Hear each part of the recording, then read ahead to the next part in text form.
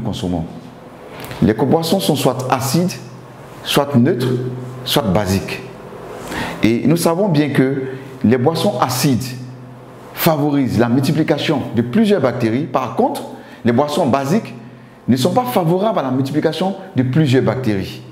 Pourtant, nous consommons beaucoup de boissons gazeuses qui sont acides. Nous consommons également beaucoup de bières et de vins qui sont acides. Et nous consommons beaucoup de cafés qui ont un pH à 5,1 qui sont également acides. Le sang humain a un pH légèrement basique à 7,5. Ce que nous avons de basique qui vont défavoriser la multiplication des bactéries, c'est de l'eau de mer ou de l'eau de javel. Mais cela est dangereux pour notre organisme si nous en consommons. On a remarqué en Chine, dans un village, que les habitants vivaient longtemps sur la terre. Et on a poussé les recherches, on a vu que c'était dû à la consommation d'une eau qui ruisselait sur une montagne. Et cette montagne-là était riche en pierres précieuses de tourmaline. Et le fait que l'eau ruisselle sur cette montagne, ça donnait à cette eau-là une particularité. Elle était riche en anions, en minéraux, elle était riche en antioxydants et beaucoup plus alcaline.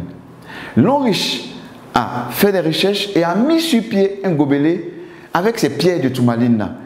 Et lorsque nous allons reproduire les effets de l'eau qui ruisselle sur la montagne en secouant le gobelet, nous devons avoir toutes les propriétés de cette eau. Voilà également, voilà ce gobelet-là que l'homme riche a mis sur pied. Ce gobelet-là avec des pierres de tourmaline à l'intérieur. Lorsque j'ai revu ce gobelet, nous attendons bien les pierres de tourmaline qui font du bruit.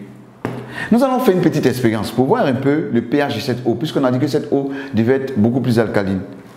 Nous allons utiliser pour notre expérience ce gobelet de l'eau riche, l'eau minérale achetée sur le marché, et nous allons utiliser deux gobelets, ces deux gobelets-là.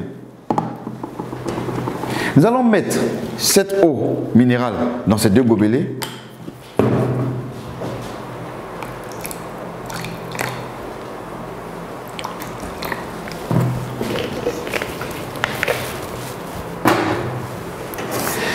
Et à l'aide du bleu de bromothymol, nous allons pouvoir déterminer le pH de cette eau.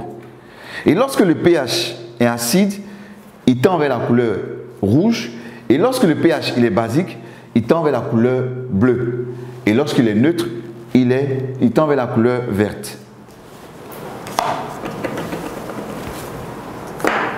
Nous allons utiliser l'une de ces deux eaux que nous allons mettre dans le gobelet et reproduire l'effet de l'eau qui ruisselle sur les montagnes en secouant le gobelet.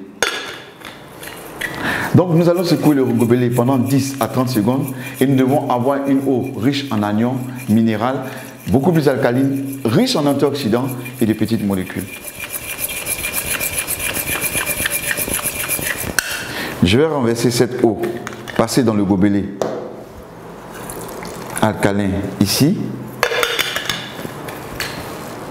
Et grâce à mon bleu de bromothymol, nous allons déterminer le pH de l'eau. Je vais ajouter ici quelques gouttes. Et là également quelques gouttes.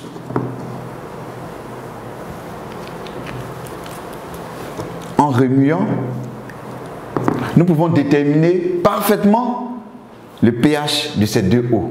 L'eau passée dans le gobelet alcalin est beaucoup plus alcaline et l'eau qu'on a prise sur le marché minéral sans passer par le gobelet alcalin est acide.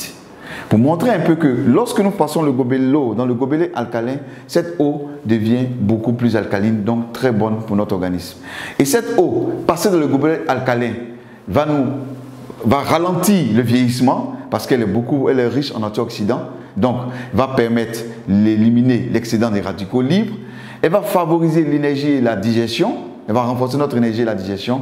Et également, ce qui est intéressant, très très important, elle va permettre d'éviter les maladies chroniques telles que le cancer, les allergies, l'épilepsie et les maladies cardiovasculaires.